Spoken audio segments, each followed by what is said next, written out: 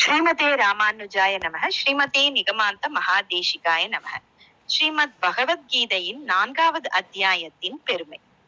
எல்லா பெருமையுமே மகாலட்சுமிக்கு ஸ்ரீமன் நாராயணன் கூறுவதாக அமைகிறது. தாயார்கிட்ட பெருமாள் சொல்றாரு, நான் 4வது அத்தியாயத்தின் பெருமையை சொல்லட்டுமாமான்னு சொல்ல ஆரம்பிக்கிறார். அதாவது கங்கை நதிக்கரையில காசின்ற பெயர் உள்ள ஒரு நகரம் இருக்கு. அங்க பகவான் விஸ்வநாதருடைய கோயில்ல பரதன்ற பெயர் கொண்டவரும் யோகத்தில் நிலை பெற்றவருமான ஒரு மகாத்மா வாழ்ந்துட்டு வந்தாரு. ஒவ்வொரு நாளும் ஆத்ம சம்பந்தமான விஷயங்களையே பற்றி சிந்திப்பதிலேயே ஈடுபட்டாரு. கீதைக்கு உயிர் வலித்து அதிலேயே நான் ஈடுபட்டும் வந்தாரு. அதன் 4வது அத்தியாயத்தை பாராயணம் செய்து வந்தாரு. அந்த பயிற்சினால மனசு மாசற்றதாக ஆனது அவருக்கு. இரட்டைகளால ஒரு பொழுதும் அவருக்கு துன்பம் ஏற்பட்டதே இல்லை. ஒரு சமயம் அவர் என்ன பண்ணாருன்னா, எல்லை தேவதைகளை சேவிக்கணும், அவங்களோட தரிசனத்தை பெறணும்னு சொல்லிட்டு அவர் நடந்து போக ஆரம்பிக்கிறாரு. அப்ப அவர் கங்கை கரை வழியா போகும்போது 2 இலந்தை மரங்கள் இருந்தது. அந்த 2 இலந்தை மரங்களுக்கு கீழே படுத்து கொஞ்ச நேரம் ஓய்வெடுத்துட்டு அங்கேயே 4வது அத்தியாயத்தை ஜபம் பண்ணிட்டு அங்கேருந்து கிளம்பி போயிட்டாரு.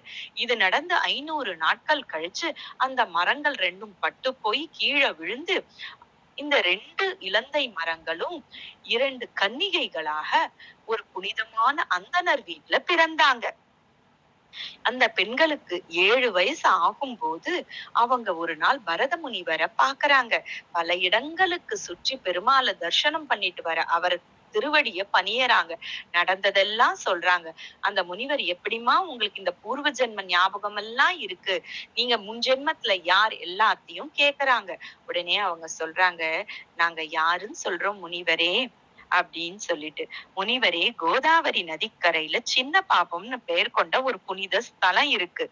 அது மனிதர்களுக்கு புண்ணியத்தை அருளக்கூடியது.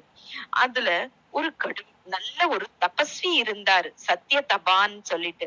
அவர் ரொம்ப பெரிய தபஸ்வி. மனசை கட்டுப்படுத்தி ஆத்மாவில நிலைநிறுத்தி பகவானையே சிந்திச்சுட்டு இருந்தாரு. அவருடைய பேச்சை, அவருடைய உரைய கேட்கணும்னு பிரம்மதேவனும் கேட்டுட்டு போவாரு. இவர் மேல பொறாமை கொண்ட இந்திரன் எங்க இவர் தபஸ் செஞ்சு தன்னோட இடத்தை பற்றிடுவாரோன்னு சொல்லிட்டு அவருக்கு ஒரு எண்ணம் தோன்றியது. அதாவது அவருடைய அரண்மனையில இருந்த அப்சர ஸ்திரீக்களான எங்களை அனுப்பினாரு அவர் தபஸ கெடுக்கிறதுக்காக. நாங்களும் போனோம், நாட்டியம் ஆடினோம். அதனால கோபம் அடைந்த அந்த முனிவர் எங்களுக்கு சாபம் கொடுத்துட்டாரு. கங்கை நதிக்கரையில இலந்தை மரங்களாக போவீர்கள் அப்படின்னு சொல்லி. நாங்களும் அவர் திருவடிய பணிந்து, நாங்க தெரியாம பண்ணிட்டோம், இது யாரோ சொல்லிதானே நாங்க பண்ணோம், எங்களுக்கு மன்னிப்பு தாங்கன்னு கேட்கும்போது அவரும் பரதமுனி வரும்போது உங்க சாபம் தீரும் சொல்லி எங்களுக்கு அனுகிரகமும் பண்ணினாரு. அப்படின்னு சொல்லிட்டு முழு கதையும் சொல்றாங்க.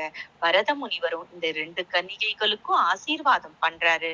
இந்த 2 பெண்களும் 4வது அத்தியாயத்தை பல முறை பாராயணம் செஞ்சு கடைசியாக இவங்க பரம்பரையா முக்தியும் அடைந்தார்கள். ஸ்ரீமதே ராமானுஜாய நம.